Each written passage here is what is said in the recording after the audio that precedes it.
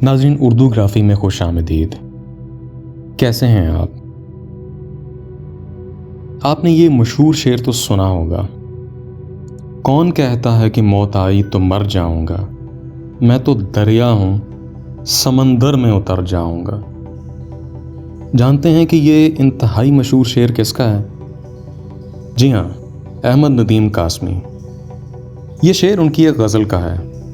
उस गज़ल के बाकी अशार भी इंतहाई उम्दा हैं। आइए उनमें से चंद अशार सुनते हैं।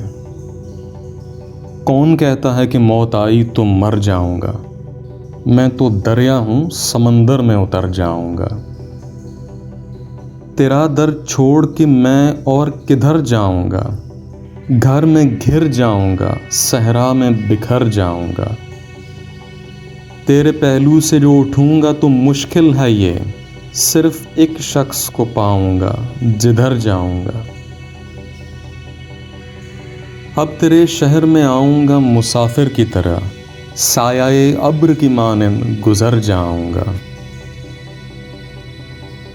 तेरा पैमान वफा राह की दीवार बना, वरना सोचा था जब चाहूंगा मर जाऊंगा।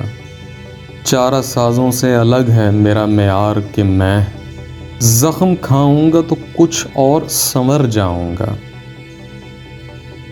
अब तो खुर्शीद को गुजरे हुए सदियां गुजरी, अब उसे ढूंढने में ताबा सहर जाऊंगा। जिंदगी शम्मा की मानिंद जलाता हूं नदीम, बुझ तो जाऊंगा मगर सुबह तो कर जाऊंगा।